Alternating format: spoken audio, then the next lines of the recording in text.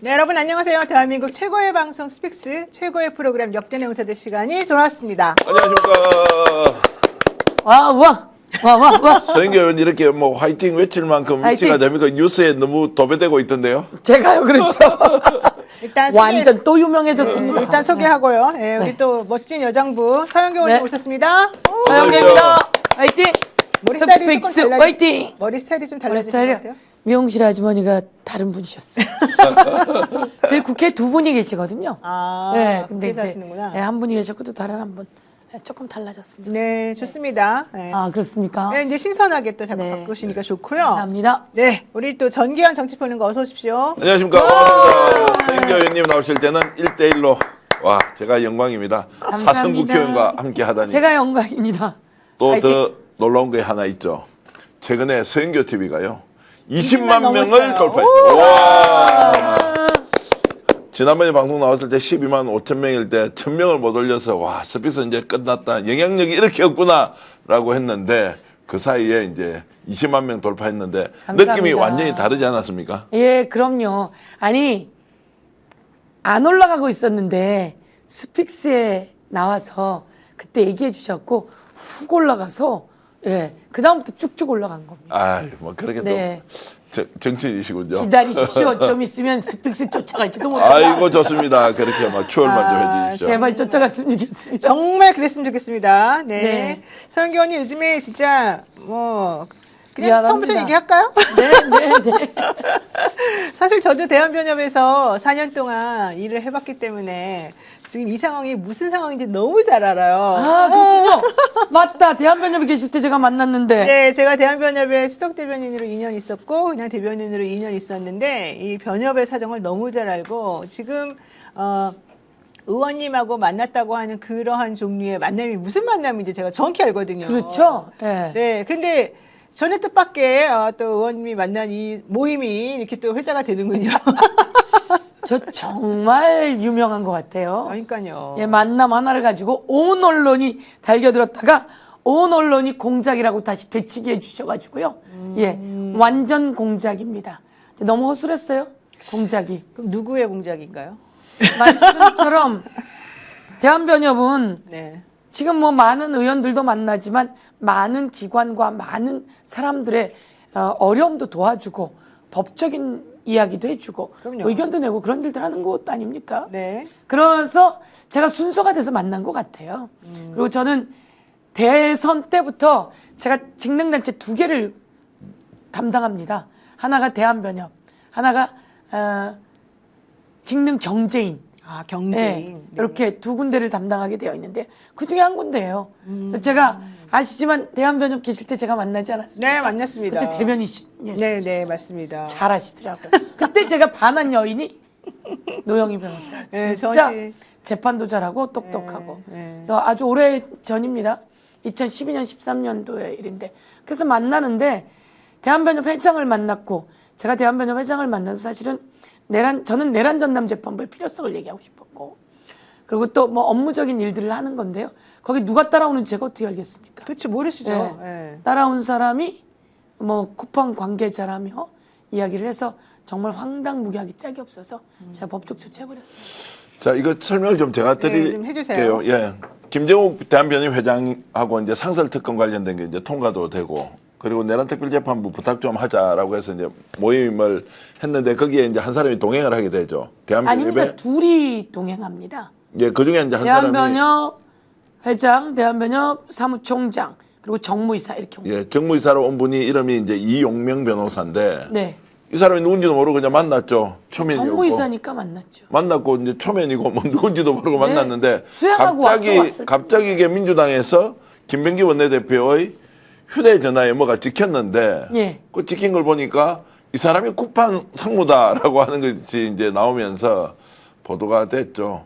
근데 이제 이분이 누구의 보좌관이었는지 그러면 보좌관 출신 쿠팡 상무 변호사예요. 아. 그 누구의 보좌관이었는지 이제 정말 따져봐야 하는데 그것은 이영명 변호사 이 방송 보고 계실 텐데 저한테 연락 한번 주세요. 010-8596-0073 내가 업무용 폰이 있는데 네. 주시면 본인이 누구 보좌관이었는지가 매우 중요하다. 만약 이것이 누군가의 기획과 공작에 의해서 이루어졌고 거기에 국회의원이 관여돼 있다.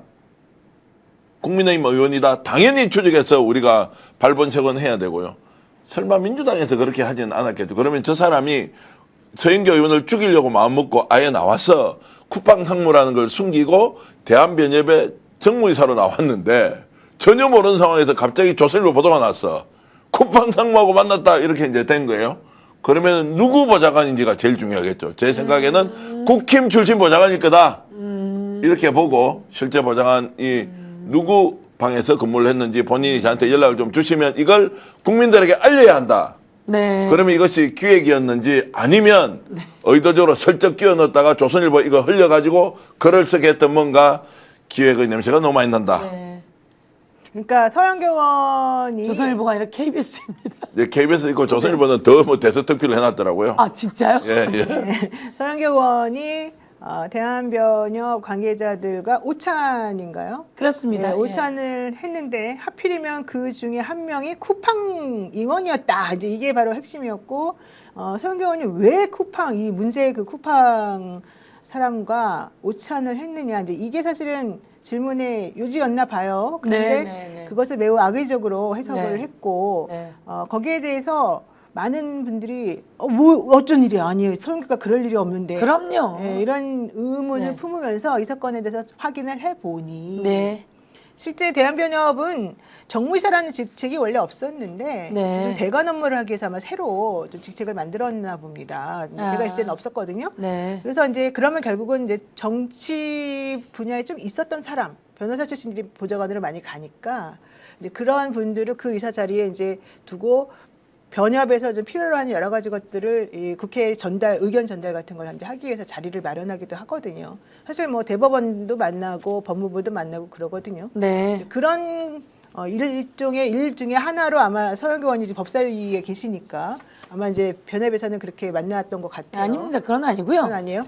대한변협 회장하고 만나는 걸로 온 거예요. 아 그냥 저는 대한변협 회장을 만나러 간 거고요. 아. 그 사람은 대한변협 회장을 수행하러 온 겁니다. 그래 아니 그러니까 더 뭐 얘기할 것도 없고 네. 대한변협 회장하고 제가 만나는 걸로 되어 있었고요. 아. 대한변협 회장에 그 사람들이 수행하러 온 겁니다. 수행하러 온 거고 정무이사로 그냥 앉아 있다가 간 거예요.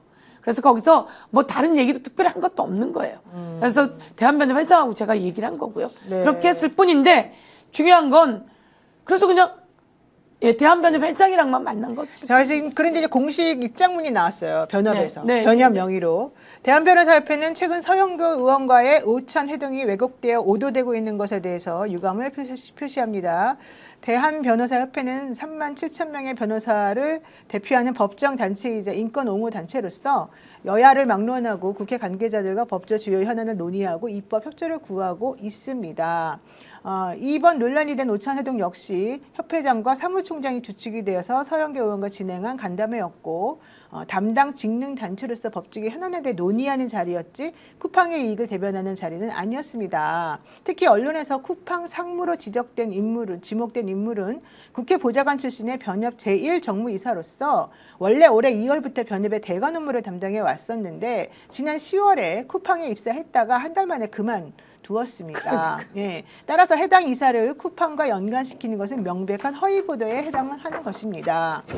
게다가 오찬 회동 당시에는 이미 상설특검 임명이 완료된 상태였기 때문에 실질적으로 변협에서 서영교 의원을 만나서 무언가 뭐 이런 작업?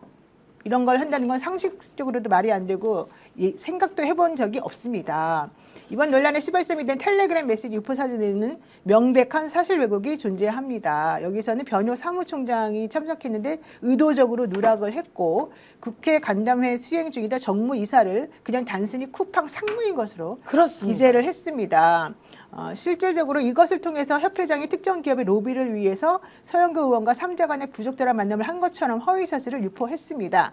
서영교 의원은 당시 동행한 정무이사에 대해 전혀 알지 못했을 뿐만 아니라 맞습니다. 오찬 회동 당시 쿠팡과 관련된 논의는 단 하나도 없었습니다. 그렇습니다. 이와 관련해서 변호사 협회에서는 근거 없는 의혹 제기에 대해서 단호히 대처할 것이고 법치주의 확립과 인권 옹호라는 본연의 역할에 충실하겠습니다.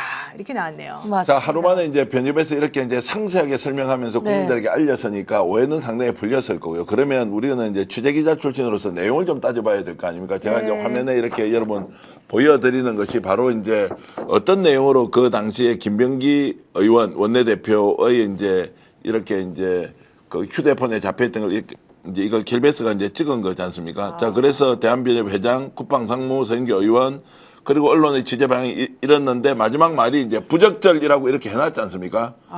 자, 이게 누가 그러면 김병기 원내대표한테 줬을까? 라는 걸 좀 따져봐야 되지 않겠습니까? 그러니까 저 텔레그램은 김병기 원내대표의 핸드폰에 있는 텔레그램이군요. 제가 이제 물어봤는데요. 네. 옆에 있는 사람이 가지고 와서 김병기 원내대표에게 보여준 아, 거고 보여준 네. 거. 김병기 원내대표가 보다가 찍혔다 이렇게 얘기하더라고요. 네, 어쨌든 이제 네. 그 과정은 뭐 본인 폰이든 옆에 네. 폰이든 보다가 이제 찍혔는데 누가 이걸 만들었는지 중요할 거 아니에요. 제가 누가 조금 전에 이제 만들었는지. 국힘에서 뭔가 서영교를 죽이면 굉장히 효과가 있지 않습니까? 정치적으로. 그렇게 했을 것이다라고 하니까 막 국힘 누구냐라고 하는데 국힘이 아닐 수도 있고 그건 모릅니다. 중요한 것은 이용명 변호사가 이게 국방상무라고 지칭되면서 갔으니까 본인이 보좌관 출신이라면서요, 국회에. 그 어떤 의원의 보좌관인지를 밝혀야 한다라는 게 첫 번째. 두 번째, 그 보좌관 출신이 국방으로 갔으면 실제 근무를 했는지 근무를 하지 않았는지, 그 다음에 지금 대한변협에서 정무이사로 활동을 하고 있지 않습니까? 그러면 사실관계에 대해서는 국방과 관련이 있는지 없는지 그 보좌관을 원래 썼던 의원실은 분명히 알고 있을 것이다. 그런데 이런 방식으로 누군가 흘려보냈다고 하는 것이 기획이 아니길 바라고요. 그리고 이런 식으로 죽인다면 죽일 수가 있습니까?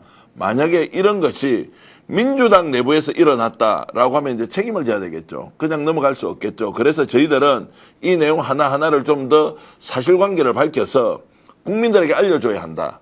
만약에 서영교 의원을 죽이기 위해서 이런 일을 했는데 국힘이 아니라 민주당에서 했다라고 하는 것이면 용납하기 어렵겠죠. 네. 그런 일이 안 생기길 바라겠습니다. 서영교 의원은 오늘 오전 국회에서 기자회견을 열고 대한변협 회장 국방상무와 만난 점이 부적절하다는 내용의 메시지가 공개돼서 언론에 보도된 것과 관련해 악의적 공작에 대해 법적 조치하고 끝까지 파헤치겠다라고 강조했는데 여의도 63빌딩 한 식당에서 김정욱 대한변호사 협회장과 국방상무 A씨와 국방상무였다가 지금은 아니라니까요. 아닌 정무이사라니까요. 지금은 아닌 대한변협 정무이사랑 만난 겁니다. 네, 지금은 네. 아닌 정무이사와 또 사무총장과 3명과 같이 한번 식사를 하셨는데 어제 네. 요걸 가지고 이게 김병기 민주당 원내대표가 받은 텔레그램 메시지가 언론에 노출되면서 알려진 것이다. 이게 이제 MBN에서 나온 건데요. 왜 쿠팡이랑 만나겠느냐. 이거 도대체가 이해가 안 가는 상황이 지금 벌어지고 있다. 이게 이제 핵심인 것 같습니다. 아니 미쳤습니까? 내가 쿠팡을 만나게. 여러분 국정감사에서 국정감사 활약상 1등이라고 갤럽이 여론조사를 했습니다. 네. 활약상 1등이 누구였습니까? 서영교. 국정감사 활약상 1등 서영교. 국정감사에 서영교는 무엇을 했을까요? 관봉권 띠지 폐기 관련한 수사관과 검사들의 문제점을 낱낱이 밝혔습니다. 그리고 쿠팡 관련해서 어미중 검사 등의 수사 외압 사건을 낱낱이 공개했습니다. 제가 그걸 공개하면서 이것은 특검으로 발 수밖에 없다라고 지적했습니다. 그런데 이걸 이제 대통령이 상설 특검으로 하신 겁니다. 그런 과정 속에서 그럼 제가 가장 강력히 제기했는데 제가 쿠팡 관계자를 만날 이유가 있습니까? 그러니까요. 제가 미쳤습니까? 쿠팡 관계자를 만나게? 중요한 건 쿠팡 관계자가 이런 서영교를 만나러서 로비를 합니까? 그럼 쿠팡 관계자 바보 아닙니까? 저한테 로비 들어왔다가 작살이 나게요? 로비가 안 통하는 변호사 제가 봐서는 의원님이죠. 이것을 기획했던 사람이 또는 텔레로 뭐 이렇게 보냈다는 걸 본 또는 그것을 작성한 사람은 조졌습니다. 조진다는 말 아시죠? 조졌다. 누가 조졌느냐? 쿠팡이 조졌어요. 쿠팡 안 그래도 국민적 공문을 사고 있는데 이런 식으로 사람 보내가지고 로비하려고 했다라는 게 드러났지 않습니까?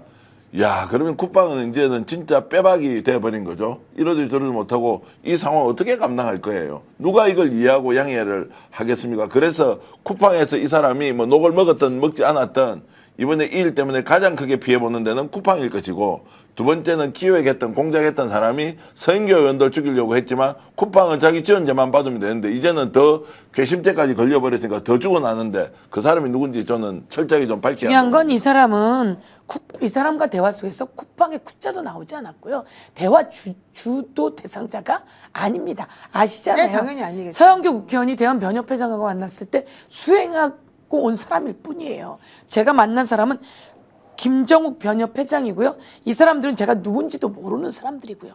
이사일 뿐이고요. 그리고 이 사람은 10월엔가 쿠팡에 들어갔다 11월에 그만뒀답니다. 오늘 들어보니 표현은 해임이라고 얘기하더라고요.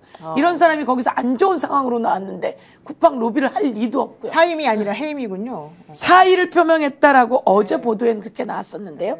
지금 상황으로는 어떻든 뭐 어젯밤에 모든 게 결재가 났다고 하던데 2주 전에 사의를 표명했다고 해요. 근데 이제 오늘 나온 건 뭐 해임 운운하는데 중요한 건 쿠팡과 좋은 관계일지 아닐지는 저는 그런 것까지는 모릅니다. 그런데 이 사람이 상무 그것도 한 달 있다가 그만둔 사람이 나와서 저에게 쿠팡 로비를 하겠습니까? 그건 있을 수도 없는 일이고요. 그 사람 자체도 그런 말을 1도 꺼낸 바가 없고요. 예, 그래서 저는 이 자체는 전체 그 사람도 피해자라고 저는 생각하고요. 예, 그래서 쿠팡은 저에게 로비를 해서도 안 되고 하러 왔다면 쿠팡이 바보다. 그리고 제가 미쳤습니까? 쿠팡의 로비를 받게. 그런데 이 문자에 보면 서영교 대한변협 회장 그리고 쿠팡 상무 이렇게 써 있어요. 그 모임이 아닙니다. 이 모임은 서영교와 대한변협 회장의 만남입니다. 근데 거기 쿠팡 상무 누구라고 써서 마치 셋의 모임인 것처럼 만들었기 때문에 이 문자는 공작이라는 그러네요. 참석자의 3명만 나오고 그렇습니다. 사무총장 나온 거는 또 적혀 있지도 않고. 사무총장 나온 건 안 적혀 있고 그리고 중요한 건 네. 사무총장도 정무이사도 전부 다 수행입니다. 서영교와 대한변협 회장의 만남이기 때문에 그렇게 써져 있어야 되는데 쿠팡 상무라고 써 있으면서 마치 3자의 중간 다리를 변협 회장이 넣은 것처럼 만들었으면 변협 회장도 그래서 분노하는 거 아니겠습니까? 그다음에 중요한 건 제목을 한번 봐주십시오. 네. 제목에 뭐라고 되어 있습니까?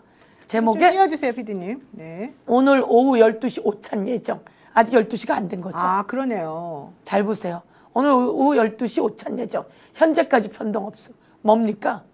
오찬이 시작되기 전이잖아요. 근데 저기 밑에 맨 아래쪽 보면 오후라고 또 텔레그램이 온 날. 저거는 그 다음이고 저걸 만들 때가 뭡니까? 저 내용 만들 때. 저 만들 때가 12시 오찬 예정이잖아요. 그러네요. 만약에 저 오찬 예정인 걸 알고 서영교가 혹시 몰랐다고 쳐요. 그러면 얘기해 줘야 되는 거 아닙니까? 그렇죠. 그런데 그걸 얘기해 주 않았다는 것, 저 그림대로 만들어지길 기다리고 있었다는 겁니다. 그 다음에 중요한 건 언론 취재 방향. 언론이 자기가 취재 방향 정할 때 언론 취재 방향이라고 하겠습니까? 아니죠. 자기는 그냥 취재 방향 이러겠죠. 그럼 저건 누군가 만들었다는 얘기예요. 언론 취재 방향. 그 다음에 상설특검 임명 이틀차. 자, 보세요. 상설특검이 임명됐습니까? 안 됐습니까? 돼버렸잖아요. 네, 이미 된 거잖아요. 그리고 상설특검은 누가 임명합니까? 누가 추천합니까? 제가 추천합니까? 대한변협이 추천합니까? 대한변협. 대한변협이 추천하는 사람들이에요. 그런데 임명 이틀 후에 나랑 만난 게 무슨 상관이에요? 제가 상설특검을 임명을 하는 사람입니까? 추천을 하는 사람입니까? 추천을 하는 사람은 누구예요? 대한변협이에요. 네. 그러면 대한변협이 나를 만나서 상설특검과 아무 관계가 없는 겁니다. 자기네는 추천 끝났고 임명도 끝나버렸어요. 근데 또 그 다음 상설특검 추천하는 곳인 대한변협과 법사위 중진의 만남. 이게 무슨 상관이에요? 상설특검 벌써 대한변협 추천하고 끝난 거예요. 추천한 힘이 있다면 내가 가서 로비하면 몰라도 추천은 거기서 하잖아요. 근데 마치 저 그림은 서영교가 상설특검을 추천하는 데 힘이 있고 로비하러 온 것처럼 돼 있는 거예요. 근데 상설특검은 국민 여러분 누가 추천하느냐? 대한변협이 추천한 거예요. 하면 내가 로비를 해야 되는 거지. 그래서 전혀 저건 말도 안 되는 소리고요. 예. 저거를 이제 만들어서 결국 언론에서 저런 방식으로 보도하라고 보도 지침을 준 거죠. 뭐 그거 아니고는 저렇게 만들었겠습니까? 그러네요. 그래서 저는 이영명 변호사가 기본적으로 상식을 갖춘 사람이라면 본인이 빨리 나와서 기자회견을 하든지 사실관계를 구체적으로 밝혀야 한다. 왜냐하면 이거 정말 사람 감정 상하게 해가지고요. 알고 보면 이거 기획한 사람이 누구더라 다 소문 날 건데 이런 방식으로 정치를 해서 되겠습니까?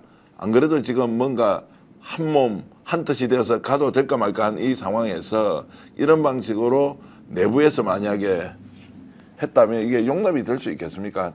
그러니까 이제 저 문자가 나오고 많은 사람들이 우리 쪽에 물어본 거죠. 이거 사실이냐? 근데 나는 쿠팡 상무를 만난 적이 없는 거예요.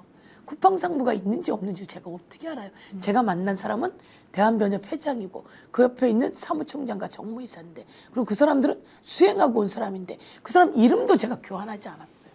이름도 교환하지 않을 만큼 아이고 이름을 물어보기 좀 창피하더라고. 기억을 못하는 것 같아서. 그래서 대한변협 회장만 아는데 그런 상태로 앉아있다가 온 거고 거기서 만약에 쿠팡에서 나온 지 얼마 안 된 사람이 나왔고 나오는데 좋게 나오지 않은 사람이 저한테 로비를 하러 옵니까? 그리고 로비를 상설특검 추천과 관련한 거라는데 상설특검을 추천하는 사람은 제가 아니고 대한변협이고 그쪽 사람들이에요. 그렇잖아요. 네. 근데 마치 그냥 느낌으로는 상설특검 관련해서 서영교에게 뭐가 있는 것처럼 그런 게 아니잖아요. 아니 댓글에 딱 이렇게 정확히 나옵니다. 뭐라고 나오느냐? 이제 이 기사와 관련된 댓글이었는데요. 회장과 오찬인데 그 수행원이 쿠팡 퇴직 진행자였다. 그리고 그 오찬을 쿠팡과 연계된 오찬인 것처럼 특종 보도하였다. 하지만 오찬에서 쿠팡에 대한 건 한 건도 없었다. 완전한 함정인데 너무 멍청한 함정 아닌가? 멍청한 이렇게 함정이 얘기했어요. 그렇습니다. 저 문자에 그 멍청한 함정이 다 들어있는 거예요. 처음엔 저도 당황했죠. 이거 뭐지? 근데 문자를 보니까 위에 오찬 예정. 그럼 오찬하기 전에 쓴 문자잖아요. 그럼 만약에 서영교에게 알려주든지 아니면 그런 일이 있다고 얘기를 해주든지 네. 우리는 전혀 모르는 일이고 근데 거기에 쿠팡 상무 이렇게 써 있으면 마치 세 명이 동등하게 만난 것처럼 되어 있다는 거죠. 이런 것이 공작이고 그 안에 전부 다 그 문자 안에 공작이 들어 있습니다. 이걸요 이제 조심해야 될 건 이겁니다. 이 대목에서는 누가 보더라도 명백하게 기획과 공작이 된 거지 않습니까? 그런데 레거시 미디어 소위 말하는 보수 언론은 절대로 서영교 의원한테 좋은 방식으로 적을 안 할 거예요. 그러면 이쪽 저쪽으로 주장만 계속 하다가 어떻게 되느냐? 시간이 가잖아요. 사람들한테 아 그런 일이 있었겠구나. 아 그랬어? 그 뭐 모르겠네. 왜냐하면 고관절증이 아니고는 시시비비를 가리기 어렵지 않습니까? 그러면 기획과 공작을 한 것이 먹혀들어 버린다는 거예요.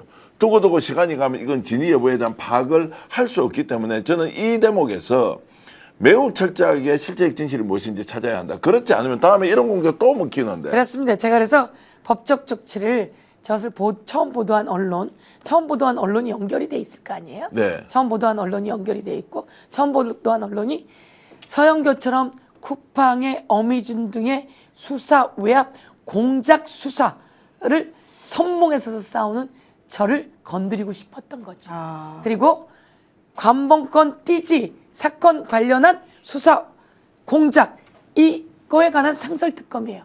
관봉권 띠지 폐기 관련해서 비닐루를 폐기했다는 것 관련해서 누가 가장 잘 그것을 드러내고 특검을 주장했습니까? 접니다. 그래서 이것은 관봉권 띠지 관련한 그리고 또 쿠팡 관련한 이것 관련한 자들이 공작이 들어왔을 수 있다. 그리고 또 제가 검사 수십 명의 이름을 공개하지 않았습니까? 네. 그들의 찐윤들의 검난 공개했기 때문에 그들은 이제 법적 조치 오늘 했습니다.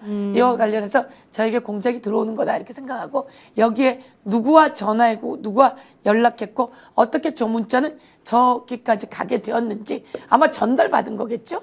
그렇게 되었을 거라고 생각하는데 그 모든 것을 그 기획한 언론사와 함께 그 기획한 뒤에는 누가 있는지 이렇게 해서 싹 다 법적 조치했습니다. 네. 그리고 또다시 이 공작에 끼어드는 언론사가 있었어요. 국민일보. 그래서 제가 그것도 전부 다 법적 조치합니다. 예. 서영교 의원은 선봉에서 엄희준 검사와 그 관련자들의 문제를 지적을 해왔고 실질적으로 이번 법사위에서 이 검사들의 만행, 잘못된 점을 엄청나게 제대로 밝혀내신 그런 공이 있는 분이고 사실은 이제 쿠팡 관련된 그 당시에 그 부장검사의 진정 이런 것들에 대해서도 매우 예, 제가 다 나와서 이야기하지 않았어요. 그랬던 분인데 네. 실제 뭐 쿠팡을 관계자를 만났다 하더라도 로비가 통할 리도 없고 정말 부적절한 그런 관계를 할 이유가 없지 않겠습니까? 쿠팡이 저한테 온 거 바보죠. 유튜버가 있어서 천만다행입니다. 이게 네. 만약 레거시에 맡겨놨으면 공방하다가 누가 누군지 모르고 원래 공작이 먹히는 게 그런 거거든요. 던져놓고 나면 자기들끼리 싸우고 쏙 빠져 있으면 그렇죠. 실제 진실이 오간데 없어요. 네. 주장만 난무하게 만들면 그것만 해도 효과니까. 네, 맞습니다. 근데 이걸 진짜 민주당 안에서 했다면 이건 진짜 용서할 수 없다. 진짜 말을 제가 계속 쓰고 있지만 네. 농협에서도 관심을 가지고 큰 유튜브 방송 나가서 여기 이 문제 이제 적극적으로 문제 제기를 해주시면 고맙겠습니다. 국민의힘이 끼어들었는데요. 그래서 국민의힘도 어떻게 연결되었는지 수사하다 보면 국민의힘 관계자들도 줄줄이 나올 거다 이렇게 그렇군요. 생각하고 철저한 수사를 촉구하면서 영등포 경찰서에 고발 조치였습니다. 그런데 이제 또 의견이 그런 얘기도 있습니다. 국수본에다가 하시지 그래요. 훨씬 더 수사를 잘할 건데. 그래서 국수본도 검토하고 있습니다. 네, 루비님께서 서영교 의원님 적은 민주당 내 아주 가까운 곳에 있으면 잊지 마세요 이러셨는데 그건 아직 확인되지 아닙니다. 않았으니까 네. 네, 그런 네. 식으로 생각 안 하셔도 될 것 같고 실질적으로 어떤 일이 벌어졌는지 정말로 내부에서 이런 일이 있다면 있을 수 없는 일이고요. 예, 정말 진실이 좀 밝혀져서 억울한 일이 발생하지 않았으면 좋겠습니다. 그 실제로 나와 정치적 경쟁 관계에 있는 사람이라고 하더라도 만약 민주당 내에서 이걸 알았는데 저걸 봤어요. 빨리 얘기해 행사가 하기 주세요. 빨리 이 큰일 났다 이렇게 나오니까 만나지 마세요. 그 사람 누군지 확인해 보세요. 라는 게 당연히 기본 그렇게 중에 해야 기본 되는 아니에요?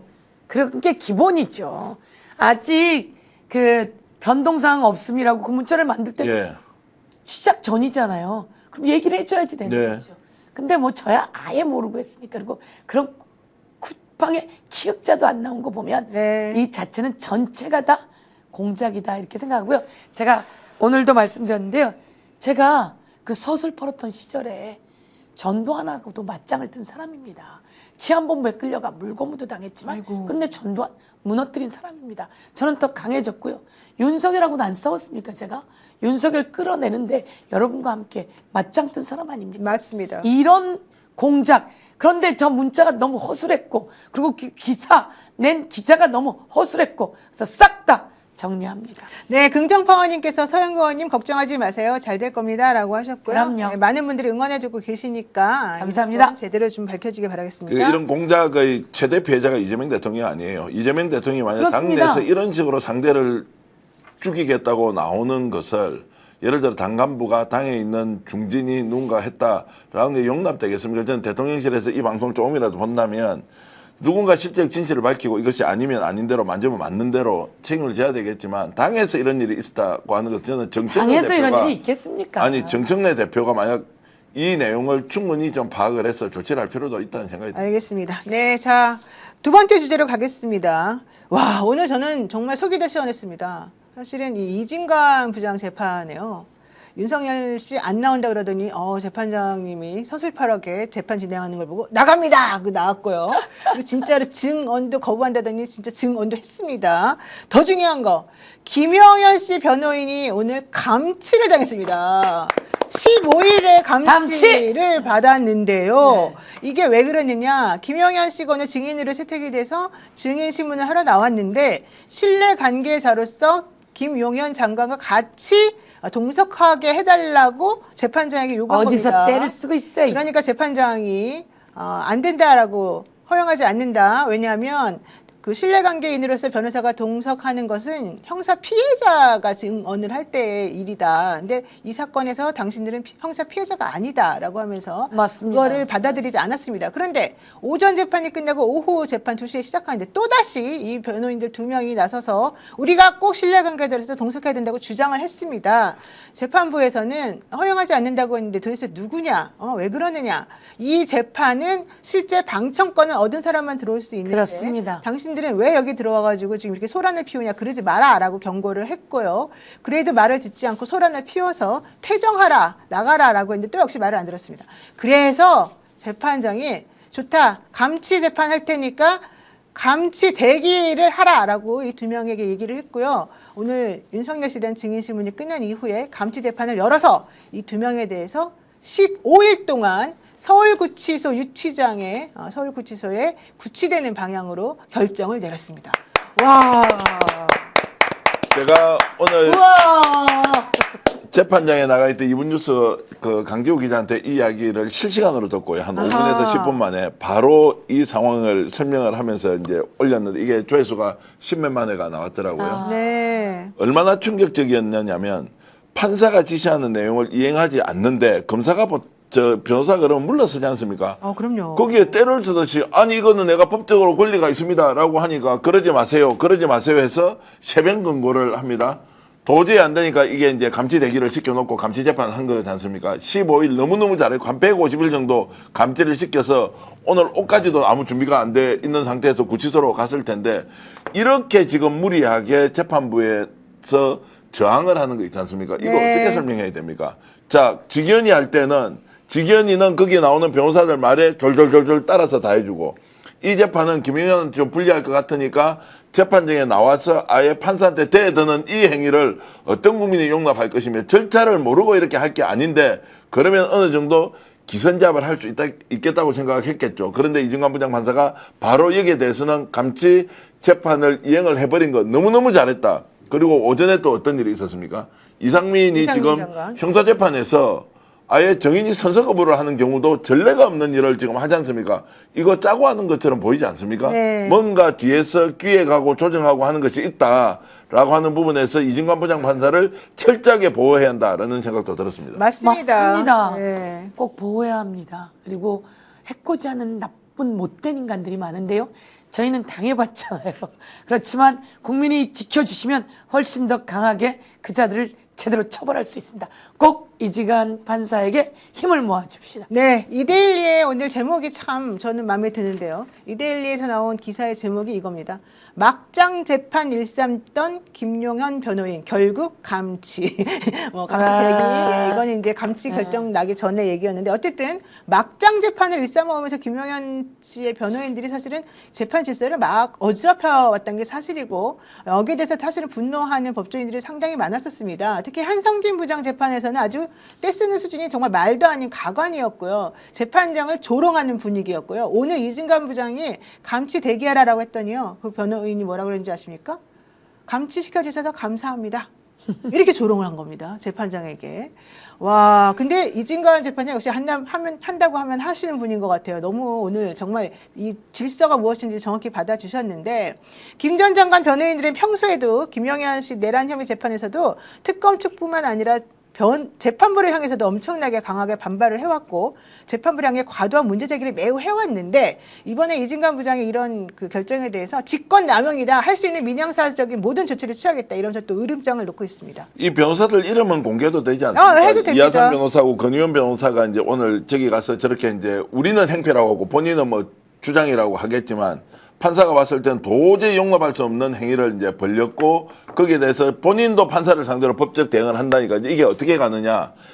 자, 추상 같은 기준과 잣대로 법을 집행하는 판사 우리가 전적으로 지지하지만 이제 이들은 바깥에 나와서 자, 이진관 부장 판사가 어떤 사람인지에 대해서 이제 또 난도질을 할 가능성이 매우 높고 정치 쟁점화를 시킬 거고 마치 이들은 피해자인 것처럼 지금 현재 사법부의 피해자인 것처럼 코스프레 할 가능성이 매우 높다라는 것을 이제 예의주시해야 한다는 네. 좀 필요가 있다는 말씀을 드리겠습니다. 그리고 이름이 네. 하상 변호사. 네, 연수원 23기고요. 원래 이름은 다른 이름이었는데 지금 개명한 겁니다. 예. 그리고 권우현. 권우현. 변호사 시험 5회 합격자이고 법무법인 취향 가을의 살 네. 변호사라고 하는데요. 네. 자, 요 이진관 부장의 싱크 한번 들어보죠. 김용현, 윤석열에 대해서는 구인영장이 발부되어 있습니다. 강제 처분 형태로 영장이 발부되기 때문에 당사자의 의사는 고려하지 않습니다. 의사와 관계없이 집행을 해야 된다는 게 재판부 입장입니다. 네, 김용현 정의관에서는 변호인이 신뢰관계 동석 신청서를 내셨는데 이 사안은 신뢰관계 동석의 요건에 해당되지 않습니다. 형사소송법상으로 보면 범죄 피해자가 정의로 나올 때 일정한 경우 신뢰관계인 동석을 할 수 있도록 규정이 있습니다. 할 수 있거나 하도록 되어 있습니다. 이 사안은 범죄 피해자에 대한 정인 관계가 아니기 때문에 신뢰관계 동석 신청은 허용되지 않습니다. 네, 아주 정확하게 말씀을 하셨는데 잘했습니다. 예. 법꾸라지 이하상, 법꾸라지 김우현, 권우현. 법꾸라지들이 법을 쓰려고 그랬는데 너 그거 틀렸어. 딱 지적하고 잘라버렸네. 아니 근데 너무 멋있는 게 사실은 김영현 변호인들은 이 재판정은 자기네 재판도 아니에요. 아니에요? 그럼. 남의 재판에 네. 한덕수 재판에 증인으로 나와서 이렇게 깽판을 친 거예요. 사실은 자기 재판에서 더 난리를 칩니다. 자, 더 난리를 치는데 그 네. 재판장이 누구예요? 자기 재판은 직위원이지 않습니까? 직위원 부장도 있고 한성진 부장도 예. 있습니다. 자, 그렇게 돼 있는데 그렇게 해서 이하상. 화상 아니고 하상입니다. 화상이라고 지금 계속 올라오고 있어요. 이하상. 이름이 하상이 아니고 화상이다 이렇게 네. 해서 잘 됐다 이렇게 이제 지금 뭐 댓글이 많이 올라오는데 이제 사람 골라가면서 행패 부리는 게 딱 보이지 않습니까? 맞습니다. 이들이 지금 대한민국 법을 대하는 태도가 이렇다는 거예요. 그리고 사법부가 이렇게 할 수 있냐고 그 결정은 누가 합니까? 지금까지 조의대가 할 때는 이들이 뭐라고 했어요? 사법부의 결정을 존중해야 된다라고 해놨고 대한민국 사법부가 이렇게 하는 것이 맞느냐라고 따져 들고 있습니다. 유불리의 문제로 보는 거 아닙니까? 우리가 지금 유불리의 문제로 봅니까? 정상적으로 특정한 사실을 수사하고 기소하고 재판하고 이 과정이 투명하다면 문제가 없다면 누가 따집니까? 죄 지은 사람 죄 받아야 되죠. 네, 그렇지 지금 않은 걸 화면에 나오는 사람이 이하상 변호사입니다. 네. 뭐 관상은 과학이다 이런 이야기도 있는데 제가 이제 뭐 그런 말씀은 드리지 않겠습니다. 그래서 여기 나와가지고 재판을 저렇게 진중하게 진행하는 판사 앞에서 행패를 부리면서 요건도 되지 않은데 안 해준다고 깽판을 치고 경고를 하는데도 무시하고 계속 덤벼들었다. 감치시켜 달라고 하는 것인데 감치 15일도 약하죠. 감치 최대가 제가 며칠인지 20일, 모르 20일. 20일까지입니까? 그러면 5일 플러스 해가지고 해야 한다. 그러고 나서 바깥에서 이진관 부장판사에 대해서 엄청나게 또 공격을 할 걸 공격을 하죠. 생각하니까 이분을 보호해야 되는 게 또 우리 일이라는 생각이 동시에 듭니다. 네. 맞습니다. 감치 변호사로 깽판 부리다 감치당하면 변호 업무 중지시켜야 되는 거 아닙니까? 변호사 업무 중지시켜야 하는 거 아닙니까? 대한변협도 만나봤는데 대한변협에 한번 요청해봐야 되겠습니다. 아 진짜 오늘 정말 네. 대한변협 할 일을 좀 하시면 좋겠습니다. 김정우 회장님, 예, 저 아시죠?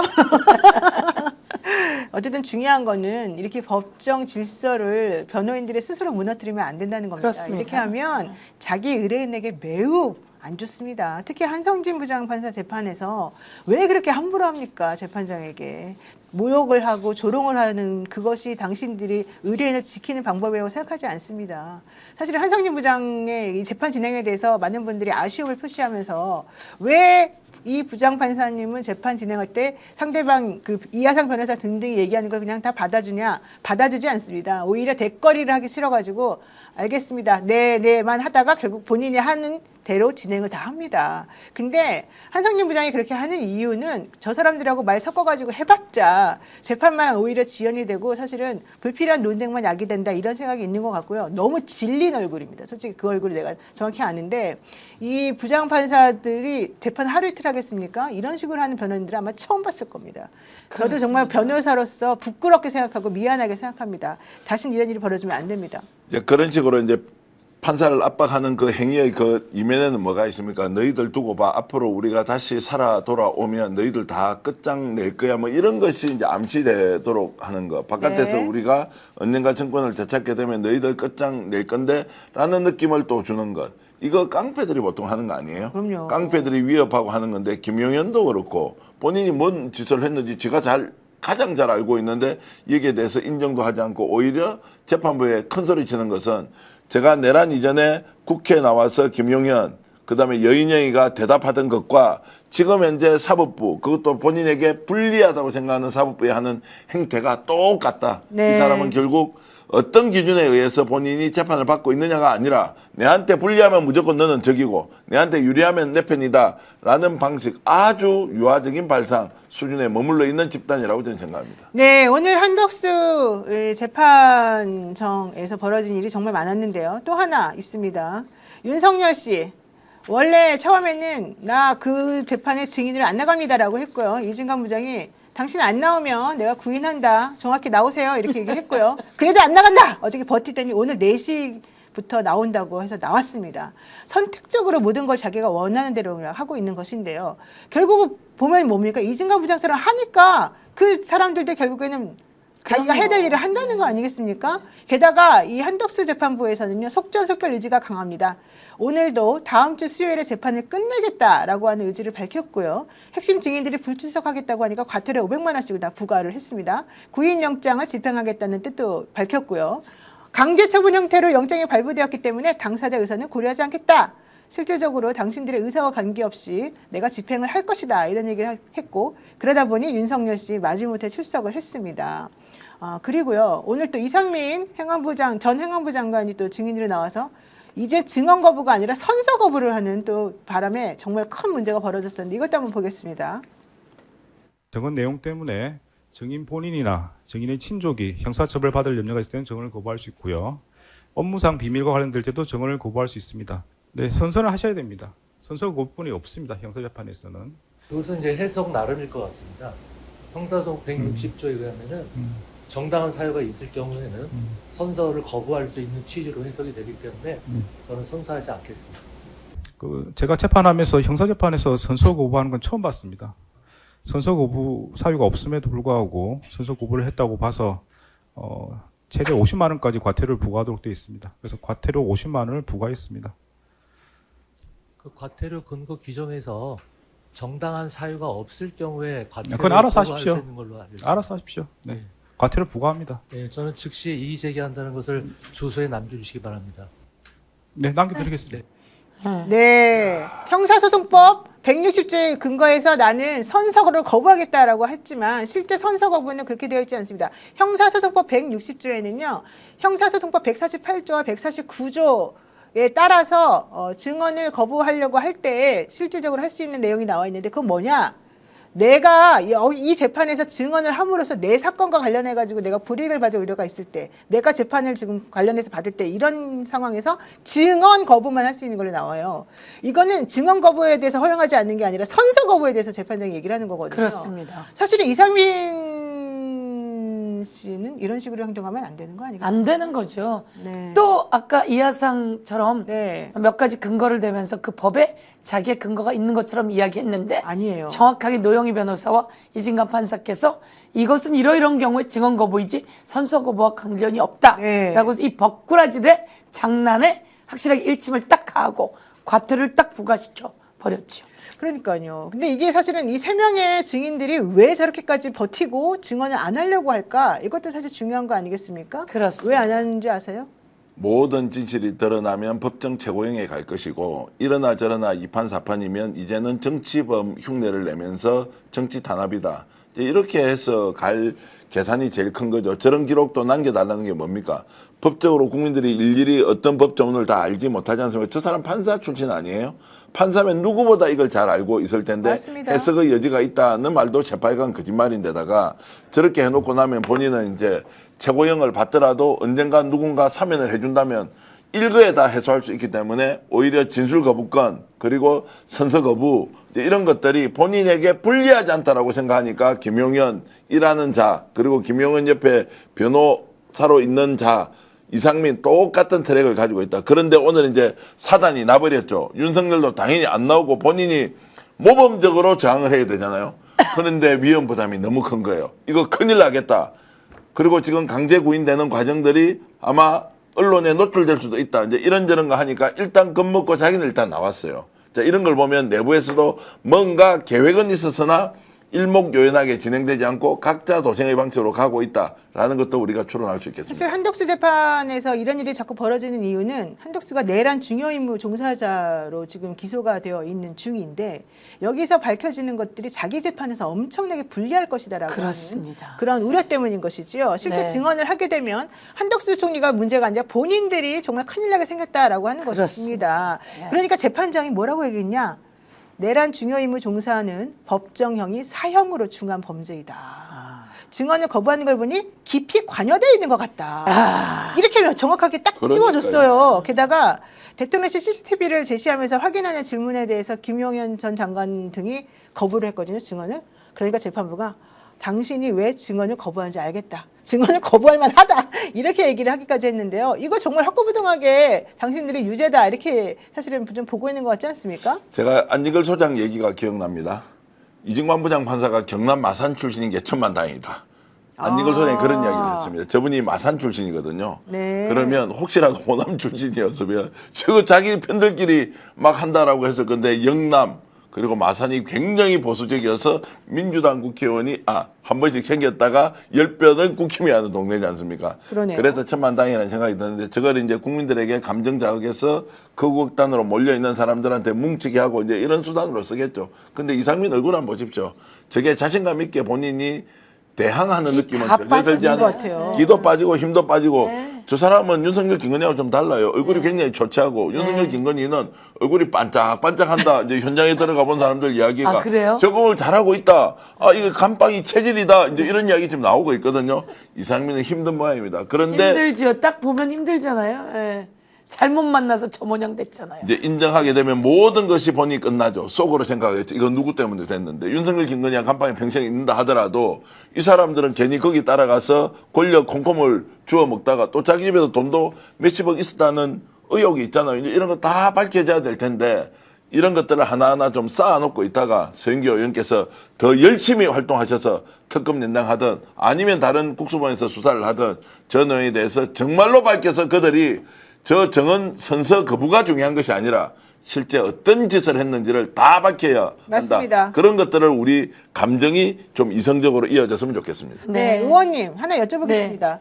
사실 지금 현재 내란 이 주요 종사자들이 내란에서 한 역할이 정말 많고 네. 실제 이것 때문에 본인들은 국민들에게 잘못했다고 석고대죄를 해도 정말 시원치 않을 판국에 그렇습니다. 재판부를 모독하고 조롱하는 식으로 지금 행태가 계속 진행되고 있습니다. 네. 이런 상황이라고 한다면은 그렇게 사법부의 독립을 외치고 권위를 생각하는 대법원에서 그냥 가만히 있는 건 좀 이상하지 않습니까? 이상합니다. 네, 왜 그럴까요? 정말 이상합니다. 그래서 네. 제가 사실은 이제 내란 전담 재판부를 만들어야 된다 우리가 했잖아요. 네. 그런데 아이 전담 재판부 안 돼요 이랬는데 알고 보니까 이들이 갖고 있던 자료에 이게 전담 재판부가 다 있었죠. 아, 그렇죠. 선거 부패 전담 그리고 식품 전담, 식품 전담 직위원 다 있었단 말이에요. 그래서 제가 사실은 법원에 전화를 했습니다. 아니 이렇게 내란 전담 재판부 안 된다 그러더니 다 있지 않았냐. 당신들은 정말 거짓말 투성이었다. 그러니 지금 이 시점이라도 스스로 재판부를 정리해라. 직위원 재판부를 그대로 둘 것이냐. 직위원 재판부를 보고 모두 다 조롱하고 있지 않냐. 그러면 좋은 재판부로 구성해야 되는 거 아니냐. 그랬더니 하는 말이 이런 얘기를 합니다. 오늘 이제 법원을 제가 불렀어요. 그래서 보고를 좀 받았어요. 네. 왜 이러고 있느냐. 이러면 안 되고 스스로 바꿔내야 되지 않느냐. 대한민국 국민이 이 내란을 거쳐가면서 법원은 확실히 추상과 같아. 이진갑 판사 하는 거 봐라. 추상과 같아. 이런 모습이 나와 있는데 누가 그렇게 보냐. 직위원을 보면서 저 재판부 뭐 하는 꼴이야. 이런 식으로 해서 재판부의 모양이 다 날라갔다. 직위원이 끝내 판결을 무죄 때린다고 치자. 예를 든다면 난 내란 재판부를 계속해야 된다는 사람인데 때리고 나면 당신들은 죽는다. 더불어민주당은 좋다. 그런데 이 상태로 둘 거냐. 그랬더니 아주 많은 고민에 빠지더라고요. 스스로 바꿔내야 되잖아요. 스스로. 근데 이제 이런 얘기가 있습니다.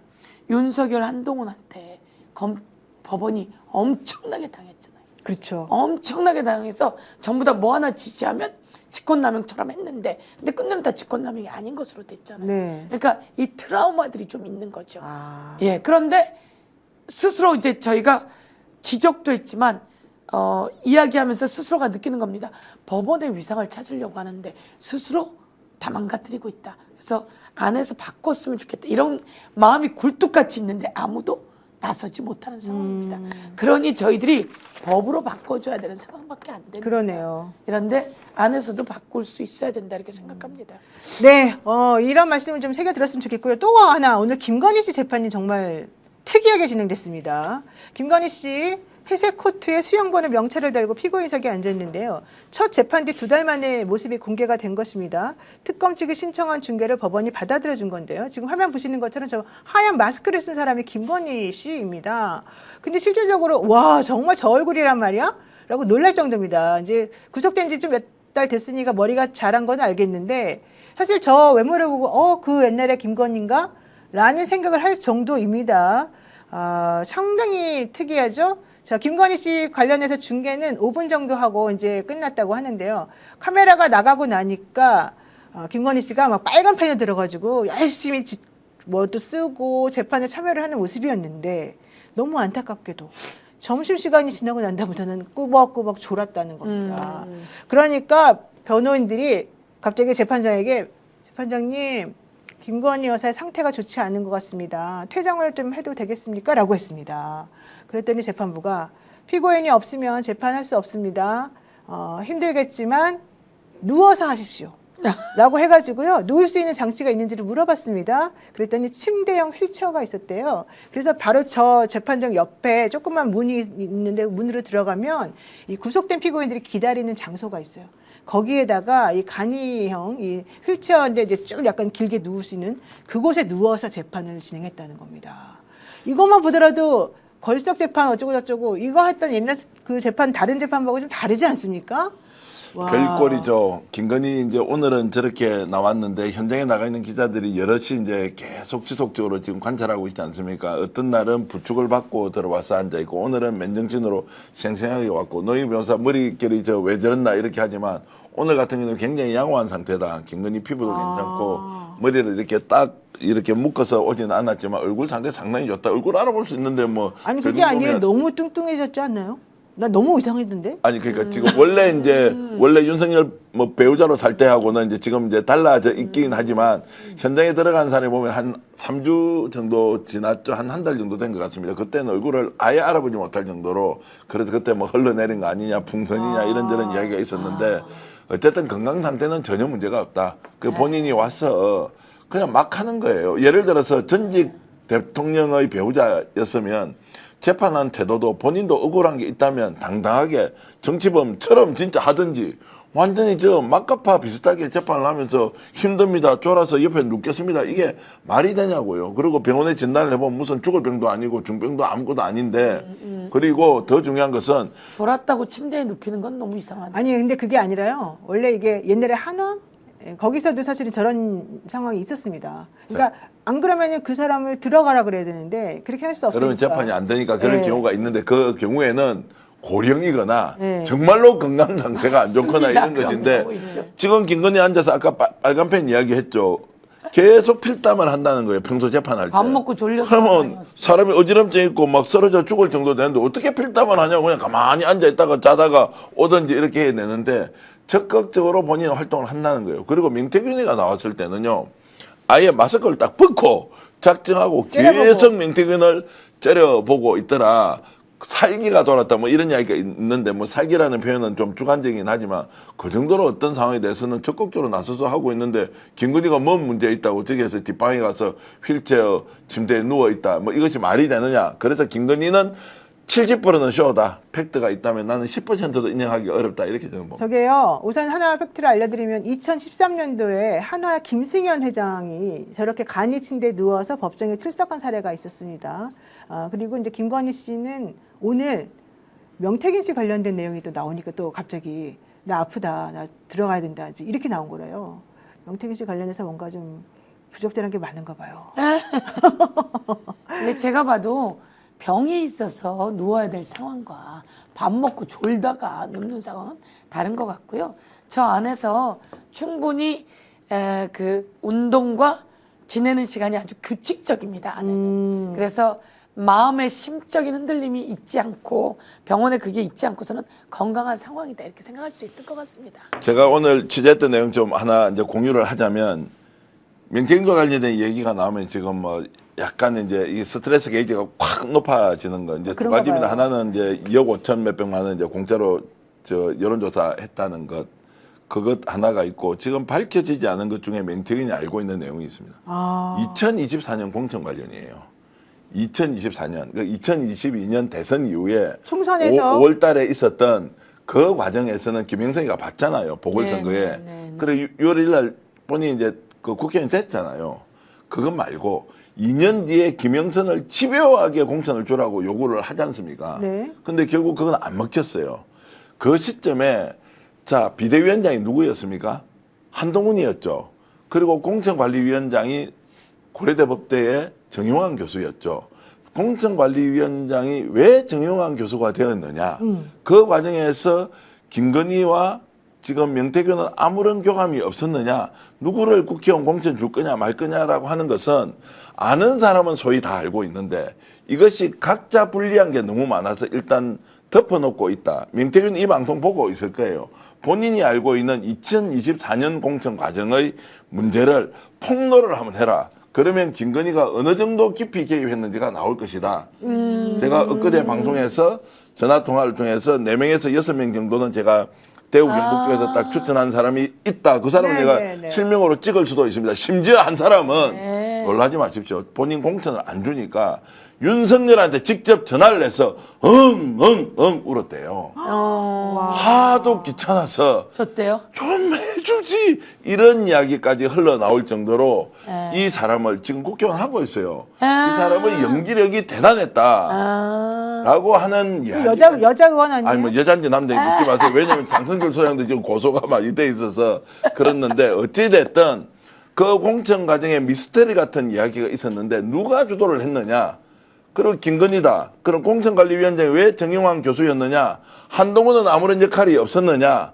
이제 이런저런 것들 따져보는데 이 그림을 명태균 대표 내 말을 지금 듣고 있을 텐데 본인이 알고 있는 내용 한번 까발려라.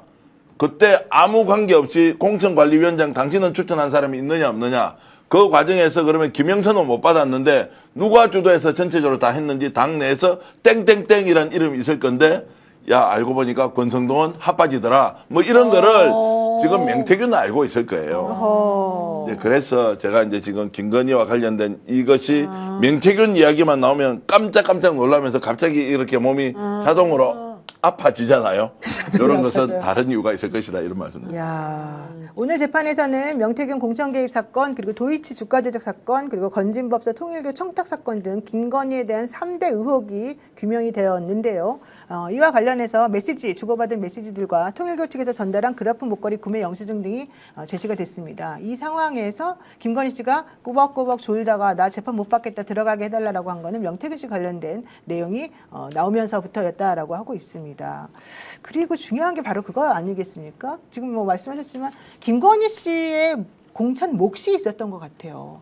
그냥 김건희 씨가 자기는 이만큼을 공천 줄 수 있다고 생각해가지고 사람들한테 막 뭐도 받아놓고 편하게 했는데 정작 공천을 줘야 될 누가? 한동훈 당시 이 비대위원장이 그걸 오케이를 안 해준 것 같습니다. 그래서 서로 삐꼈나요? 엄청 싸웠거든요. 그 당시에. 네. 그래서 몫이 5대5냐, 7대3이냐, 8대2냐, 뭐 이제 이런 이야기까지 나왔는데 한동훈 대표가 다 알고 있을 거예요. 그 당시 아까 지금 박준태 의원 이야기 나왔잖아요. 이거 지금 김건희가 픽한 사람인데 했지 않습니까? 실제로 한동훈 당시 비대위원장이 몇 명쯤 했을까요? 김경률 변호사 정도? 그리고 몇 사람은 아예 바깥에서 김경희는 회계사 아닙니까? 김경률 회계사 같은 사람 바깥에서 아예 발표를 해버리지 않습니까? 이건 무슨 이야기냐? 공적 절차에 의해서는 한동훈 비대위원장이 자신의 사람을 심을 수가 없다는 것이죠. 장성철 소장 어제도 제가 통화를 하면서 이것저것 의논을 이제 공유를 했는데 한동훈 전 대표는 이 내용을 다 알고 있을 것이다. 본인이 추천한 사람이 몇 사람쯤 되는지 아니면 김건희나 윤석열 쪽에서 워낙 압박이 많이 들어와서 그때 마지막에 그냥 선거운동도 안 하고 도망가 버리듯이 하면서 마지막에 참여를 하지 않습니까? 그러면 어느 정도 심하게 개입을 했는지가 알 텐데 뭐 우리가 이렇게 주장하는 것 당사자는 뻔히 알고 있지 않겠습니까? 이런 것도 난 차라리 폭로를 해서 그 당시에 뭐 시스템 공천했다고요? 그래서 108석 얻었습니까? 그랬는데 그 뒤에 정영환 위원장이 뭐라 그랬습니까? 그 전에는 170석 얻는다 했다가 108석을 맞아요. 얻었어요. 맞아요. 그러고 나서 한 말이 그래도 지난번은 103석인데 4석, 5석 넣지 않았느냐 이렇게 이야기를 하면서 그래도 한동훈 위원장이 뛰어서 천만다행이다 이런 말까지 했던 걸 이제 지금 다시 재구성해보면 용산에서 어느 정도 개입을 했는지 추론할 수 있지 않느냐. 한동훈 전 대표님 이것도 국민들에게 낱낱이 밝혀주십시오. 제가 이렇게 말씀드립니다. 아 진짜 네. 들으면 들을수록 가관이었고 그러니까요. 들으면 들을수록 김건희라는 사람이 정말 대한민국에 어떤 일을 벌였는지 명태균 씨와 함께 벌인 일들이 정말 새록새록 다시 생각이 납니다. 한 말씀만 더 드릴게요. 한동훈은 그 기본적으로 공천도 그렇게 했지만 지 사람도 몇은 챙겼겠죠. 그래서 한동훈 계보가 생겼는데 그래서 법사에 보면 여기가 다 한동훈 계보예요. 그래서 장동혁, 송원석, 곽규택, 박준태, 주진우까지 다 한동훈 계보예요. 곽규택도 네. 근데 지금은 한동훈 계보가 하나도 없어요. 하나도 없고 장동혁부터 한동훈이 대표로 나가면서 장동혁을 수석을 시킨 거 아니에요. 같이 해서 갔는데 지금 장동혁이 완전히 배신했고 그렇죠. 다른 사람들은 한동훈 계보가 아닌 거죠. 그런 거 보면 한동훈도 참 불쌍해요. 사람 다 아니 지 사른 대로 오는 거죠. 사람이 다 떨어져 나간 거죠. 그렇죠. 사람이 다 떨어져 나갔어요. 예. 그런데 거기서 깨끗대고 있는 거고 또 힘 다 빠진 김건희가 또 해준 사람들 놓고 또 이야기 나오는 거고 그런 상황이. 혹시 이 방송을 혹시 장동익 대표가 보고 있다면 본인이 깜짝 놀라거나 아니면 에이 이렇게 약간 비웃을 수도 있는데 과연 한동훈이 추천해서 장동익이 재선 공천을 받았을까? 아니면 용산에서 추천해서 받았을까? 본인 다 알고 있을 거예요. 요즘 이제 이 부분에 대해서 이런저런 취재를 하고 있는데 제가 이제 김건희가 적극적으로 나서서 했다라고 하는 건 김건희가 나서서 할 수 없지 않습니까? 그럼 누군가 당에서 움직여줄 사람이 필요하겠죠.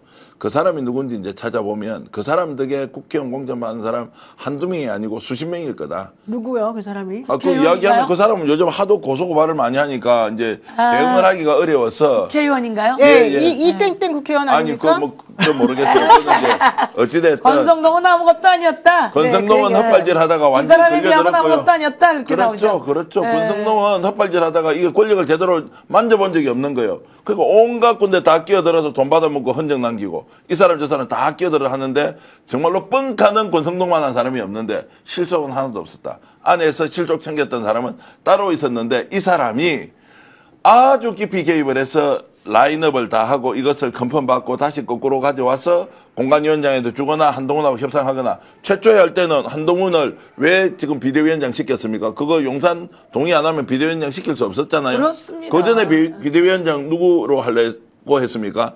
대선 과정에 개입했던 김모라고 김학의. 하는 분 있었지 않습니까? 네. 감당이 안 될 것 같거든. 용산에서 통제가 안 될 수 있잖아요. 그래서 통제될 만한 사람 찾았는데 그래도 비대위원장 한동훈 이때는 관계가 좋았단 말이에요. 김건희하고 한동훈 관계 좋았다는 얘기 많이 들었죠. 네. 좋았어.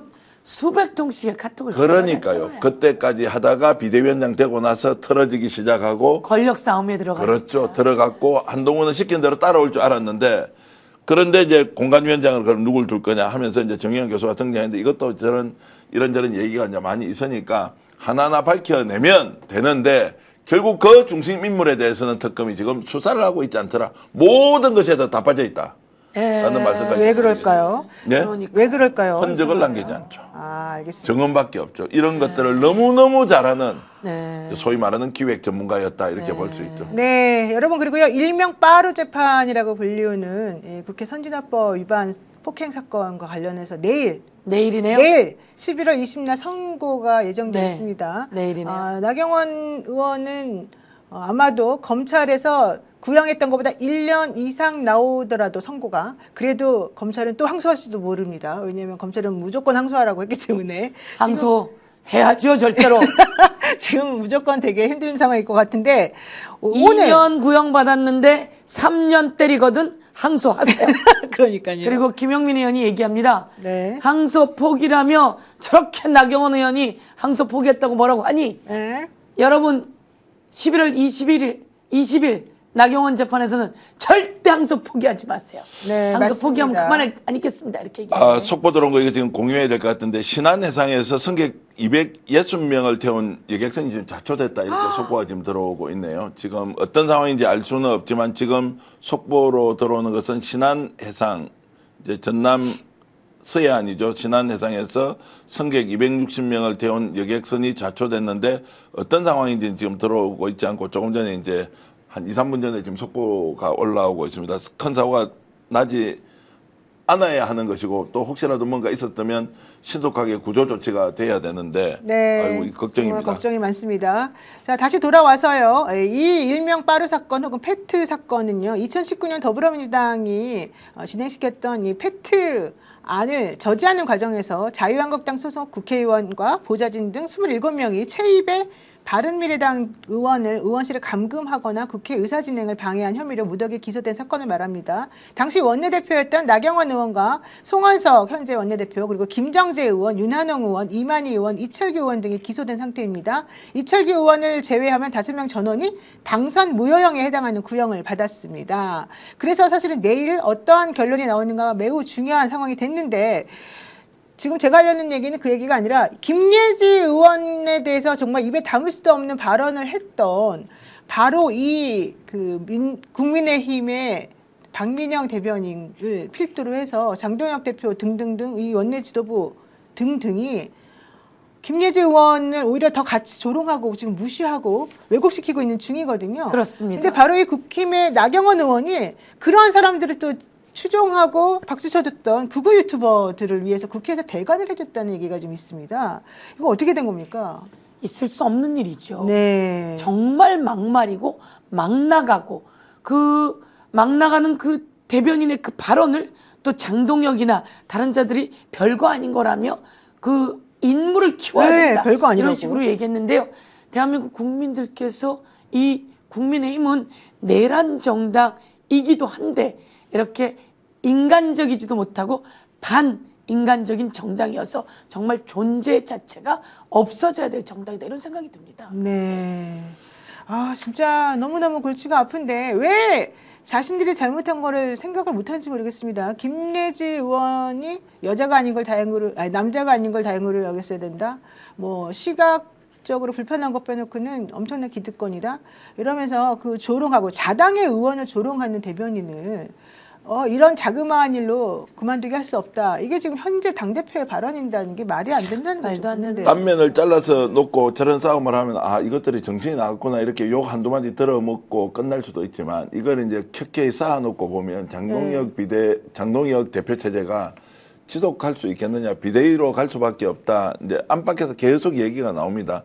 민주당 쪽에서 비판하는 것이 아니라 당 안에서도 자 이러면 지방선거 아예 없다. 그리고 지방선거가 없는 게 아니라 네. 정당의 존립 기반이 완전히 무너지는 이런 행위를 하고 있는데도 내부에서 아무런 견제 장치가 없는 상황이 이게 정당이냐라고 네. 하는데 더 미쳐가지고 다 이제 집단적으로 모아서 더 지금 극단적인 지금 생각과 그리고 논리를 이렇게 펴면서 바깥에 이제 소위 말하는 행동주의자들을 이렇게 부추기고 있지 않습니까? 나경원도 여기에 지금 나서지 않습니까? 네. 소문을 듣자 하니 다른 사람들도 동참하지 않으면 다음 지방선거 때 공천 못 받을지도 모른다라는 이야기까지 있으니 이 상황이 계속 악화할 가능성이 저는 더 높다고 봅니다. 저는 나경원 의원에게 매우 놀란 게 이분이 사실 요즘 발언하는 게 상당히 심상치가 않아요.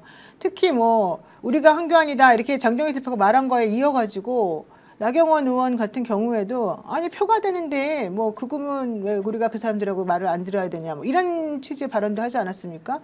그걸 보면은 지금 말씀하신 것처럼 공천을 못 받을까봐 이 대표에게 조금 아부성 발언하는 건 아닌지 이런 의심도 지금 들고 있는 상황이거든요. 지금 현재는 이제 그쪽으로 줄 안 서고는 다른 길이 아예 안 보이니까 이제 이런 방식으로 일단 올라타 있는 거죠. 사람이 같은 유형이라고 생각합니다. 저는. 네. 그러니까 그렇게 해서 올라타는 게 아니라 극우로 가버렸습니다.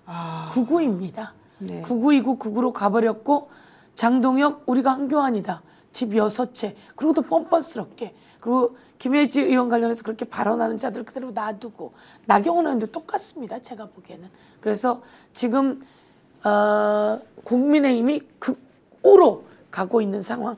그리고 또 그 전환길이 김혜지 의원에 네, 대해서 숙청해야 된다고. 완전히 폄훼를 한 거잖아요. 네. 거기 같이 타고 갔는데 전환길 등에 대해서 대한민국이 올바르다면 법적 조치해서 다시는 그런 일을 하지 못하게 하는 게 필요하고 그게 저희들이 해야 될 일이라고 생각합니다. 맞습니다. 자, 전한길 씨는 김예지 의원 숙청해야 된다. 한동훈 손잡고 윤석열에 칼 꽂았다. 뭐 이런 주장을 지금 하고 있는데 뭐 그 사람 말은 사실 옮길 필요도 없습니다만 여기서 핵심은 제가 궁금한 게 이겁니다.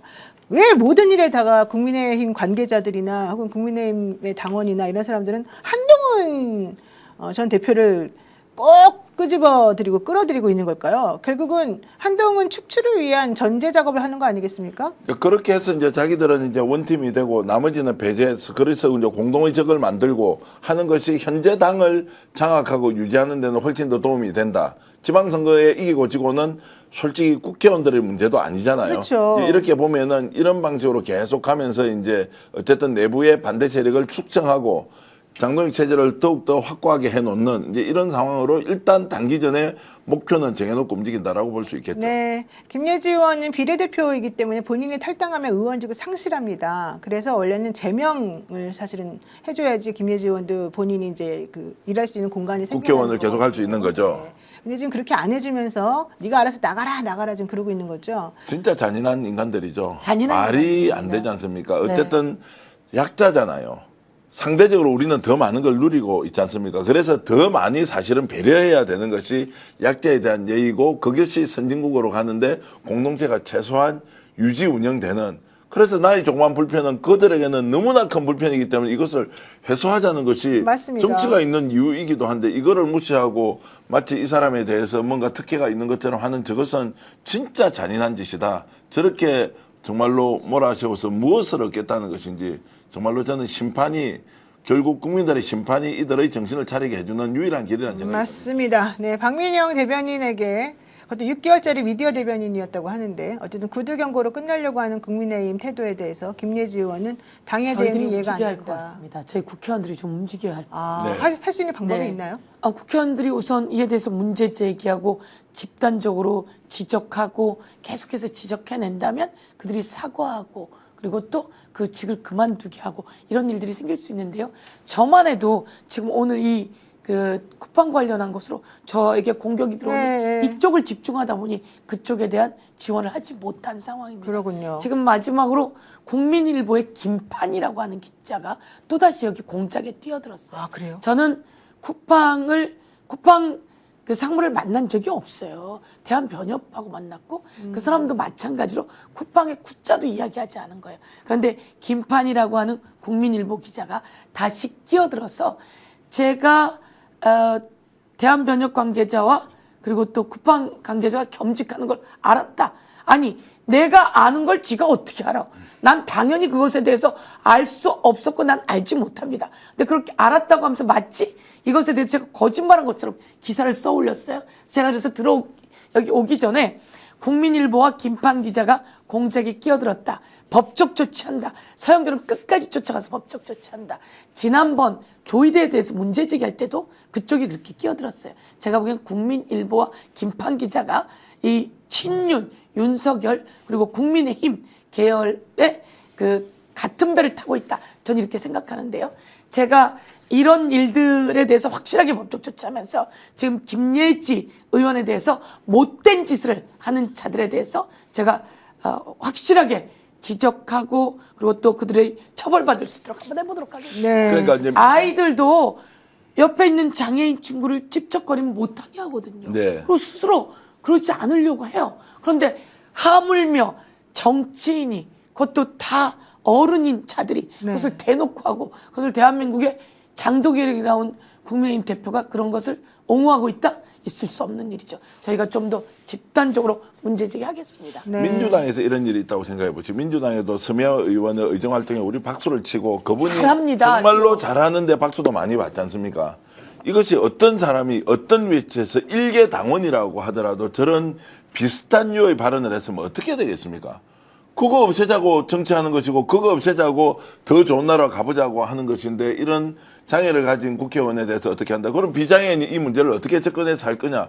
이것은 지식을 가지고 있고 지성인이라는 자들이 지금 하고 있는 이 짓거리를 보면 이것들은 아예 정당 문을 닫아야 되지. 어떻게 여기에서 다들 뭉쳐가지고 마치 그것이 부분적인 의견이고 그래서 동조할 수도 있는 거 아니냐. 별거 아닌 거 왜 너희들이 침소봉대하냐. 이따위 식으로 하는 정당은 정말로 존재 이유가 없다라고 우리는 강하게 질타해야 한다고 저는 봅니다. 네. 네. 그리고요, 국회 법사위 소속 범여권 의원들이 이 대장동 사건 항소 포기에 대한 설명을 요청했던 이 검사장 18명 전원을 경찰에 고발한다고 밝혔습니다. 네, 그렇습니다. 집단항명은 헌정질서를 훼손하는 중대범죄라면서 국가공무원법 위반 혐의를 적용한 것인데요. 여기에 대해서 법사위에 계시는 분으로서 네. 어떤 입장이십니까? 오늘 기자회견 했습니다. 네. 법적으로 고발을 하고 고발장을 제출했습니다. 윤석열이 내란을 일으켰을 때 한마디도 안 했던 검사들 아닙니까? 그러니까요. 그리고 윤석열 구속 취소되었을 때 심우정이 즉시항고해야 하는데 즉시항고하지 말라고 네. 말라고 했던 검사장들이 껴있는 거 아닙니까? 그렇죠. 이들이 그때는 그따위로 하더니 지금은 항소를 해야 될 이유가 없어서 자기네 대검과 중앙지검에서 정리한 거 아니겠습니까? 결정해놓고. 그런데 여기에 대해서 집단으로 지적을 한 거죠.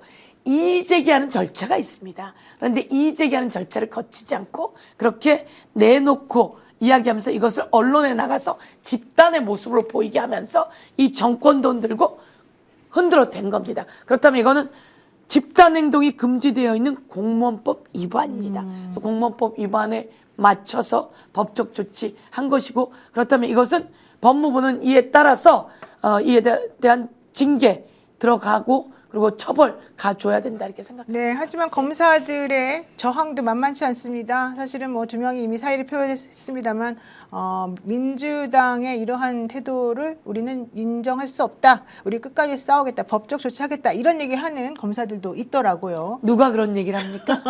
지금 2명의 검사가 사의를 표명했잖아요. 네. 이 사의를 표명한 사람들은 고민이 된다. 아, 우리가 그런 식의 항명을 한 게 아닌데 그리고 말을 빼고 있잖아요. 그렇죠. 그런데 사의는 이 법에 의하면 대통령이 임명했기 때문에 대통령이 사표를 수리해 줘야 된다는 겁니다. 사표를 수리하기 전엔 사표가 되지 않습니다. 않습니다. 네. 그러니 이것은 징계 절차를 밟아서, 그러면 이 사람들은 그런 겁니다. 여기서 문제 제기했고 항명했고 그리고 힘차게 튀어나왔고 그리고 나는 이제 높은 자리에서 나와서 변호사를 하면서 떼돈을 벌 거다라고 준비하고 있는데 그렇게 둬서는 안 되는 거죠. 맞습니다. 속보 조금 더 네네, 좀 보태야 될 해야 것 같습니다. 지금 이제 위치는 신안군 장산면 장산도 인근 해상에서 8시 17분에 이제 여객선이 자초됐다라는 것이 지금 이제 속보로 나오고, 이게 해경에 신고가 됐고 해경이 지금 출동해서 현재는 구조 중이다라고 하는데, 현재 뭐 상황을 해경에서 발표하지 않는 이상 알 수가 없으니까 이게 사고로 이어지지 않아야 하는데, 어쨌든 자초되자마자 일단 신고가 됐고 해경이 이제 긴급 출동했다는 출동을 거죠? 한 것 같고요. 혹시 이 내용은 현장에 계시거나 이 방송을 보시는 분 중에서 알고 계신다면 좀 올려주시면은 저희들이 네. 공유를 하겠고요. 지금 이제 해경이 출동해서 구조 중이다라는 이야기까지 나오고, 그리고 그 이상은 지금 현재 소식이 전해지지 않고 있습니다. 걱정을 많이 하고 계실 것 같은데. 네, 맞습니다. 신안해상에서 승객 260여 명을 태운 여객선이 좌초가 됐습니다. 이 여객선은 제주도를 출발해서 목포로 오는 중에 부딪혔다고 하고 있고요. 현재 해경이 구조 진행 중이라고 하는데요. 참고로 좌초라고 하는 것은 침몰은 아니고 바닥에 걸리거나 해서 배가 부딪혀서 멈춘 경우를 말한다고 합니다. 네. 그러니까 사실 이제 빠른 구조나 우리 국민들의 그렇습니다. 협조가 있으면 네. 또 좋은 소식이 있을 수도 있으니까 우리 모두 걱정하는 마음으로 좀 지켜봐야 될 것 같습니다. 현재까지 지금 나온 예. 건 현재까지 침수 기울기 없음 이렇게 예, 네. 침수 기울기 없으니까 일단 가다가 일단 서 있는 상태. 상태고 예. 인명 피해는 현재 없는 것으로 파악되고 네, 있으니까 맞습니다. 정말 절대로 뭔가 사고가 생겨서는 안 돼. 절대로 생겨서 안 되고 절대로 안 돼. 빨리 최대한 총동원해서 다 구해낼 수 있었으면 좋겠습니다. 아마 이제 헬기도 다 이미 가고 있을 거고 그렇죠. 구명도 좀 이렇게 함정도 갈 것이고 뭐 전방위로 가서 이제 그런 일이 안 생기도록 해야 하고, 주변에 있는 또 여러 이제 지금 뭐 어선들이나 이렇게 이제 배가 있을 거 아닙니까? 거기도 가서 이제 구조 작업을 사고가 나지 했겠지. 않도록 네. 해야 하는데 네. 와, 지금 뭐 댓글로는 방송보다는 지금 혹시라도 선박 사고 나지 않아야 한다, 무사하길 바랍니다, 기도합니다. 와, 예. 이런 마음이 이제 유빈 선생님이나 랑랑 할미님 그리고 땅콩님 뭐 여러분들이 똑같이 걱정을 많이 하네요. 네, 덕린 삼방님께서는요, 서영교 의원님 제가 많이 놀랐었는데요, 이제야 놀란 가슴이 진정이 되네요. 이렇게 얘기하시면서 이번에 이제 공작을 의심되는 이런 에피소드에 대해서 얘기를 했습니다. 근데 현실적으로 좀 그런 일은 앞으로는 없었으면 좋겠고요. 네. 자, 여러분들께 이 얘기 드리겠습니다. 최대 128만 원 혜택을 놓치지 마십시오. 인터넷 TV 신규 가입 시 48만 원, 휴대폰 구입 시 최대 50만 원, 정수기 렌탈 시 최대 30만 원 혜택을 드립니다. 인터넷 가입과 동시에 알뜰폰 또는 휴대폰 세로 장만 없이 현재 쓰고 있는 휴대폰의 통신사만 변경해도 최대 30만 원 혜택을 돌려드립니다. 인터넷 성능은 다 비싸기 때문에 혜택을 잘 비교해 보셔야 되는데요. 비교원은 23년 동안에 60만 명의 누적 가입자 그리고 983억 원의 누적 현금 사은품 지급이 이루어진 회사입니다. 개인정보 보안도 철저해서 한 건의 보안 사고도 없었습니다. 8억 이상의 보증보험에 가입되어 있기 때문에 한 분도 억울한 일이 없도록 준비되어 있는 회사입니다. 비교원을 여러분 잊지 마십시오. 인터넷, 휴대폰 정수기 비교는 비교원에서 해주세요. 지인 추천 이벤트가 강화됐습니다. 추천한 분이 인터넷 TV 가입 시 최대 8만 원 신세계 상품권을 드린다고 합니다. 신청은 반드시 인터넷 비교원 기존 가입자 본인만 가능하다고 하는데요. 자세한 내용은 1670-2571을 상담 통해서 상담 받으시거나 네이버에 비교원 검색하시고 상담 신청하시면 될 것 같습니다. 스픽스 보고 전화했다고 하시면 비밀 혜택이 더 있으니까요. 꼭 그 얘기도 잊지 말고 하시고요. 또 전라도 김치 맛있는 거 모르는 사람이 없죠. 육수부터 양념에 들어가는 모든 속재료까지 신경 쓰지 않는 곳이 없는데요. 국내산 전라남도 해남 청정 지역의 해풍을 맞고 자란 배추에 국내산 신한 천일염으로 절임 작업한 깨끗한 절임 배추를 사용해서 여러분들께 제공해 드립니다. 게다가 감칠맛 넘치게 정통 남도식으로 준비한 김치 속 김장 양념이 맛깔나게 버무려져서 당일 만든 김장김치를 바로 보내드릴 수 있습니다. 맛보기 키로에 15,000원이고요. 10kg에 64,000원이고요. 20kg에 122,000원입니다. 20kg 사서 푸짐하게 나눠 드시면 좋을 것 같고요. 공동구매 행사 기간 한정 가격이니까 서두르시기 바랍니다. 네, 서 의원님 한마디 해주시죠. 오늘 전체적으로 정리해서. 네, 제가 말씀드렸는데 저는 여러 번 당했습니다.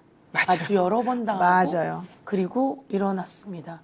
김혜지 의원 당하는 거 보니까 그 당내에서 그런 일을 당하는 걸 보면서 제가 많은 동료애를 느낍니다. 김혜지 의원 힘내시면 좋겠고요. 저희가 힘이 좀 되어드리겠습니다. 저도 마찬가지입니다. 여성이 정치하는 것이 쉽지 않고요. 여러 가지로 많이 고생했는데 이번에 또 그런 공작이 들어왔습니다. 그리고 제가 금방 말씀드렸듯이 국민일보 김판 기자가 또 못된 글을 쓰기 시작했습니다. 여러분 다시 한번 말씀드리고 저는 여러 언론이나 많은 구구들이 또 똘똘 뭉쳐서 공격해오지만 저희들이 선봉에 서서 가열차게 해나가겠다 이런 말씀드리면서요. 신안 앞바다에서 이렇게 배가 좌초되어 있었는데 빨리 모두 안전하게 구조되길 바라면서 제가 이런 얘기도 하나 하고 싶습니다.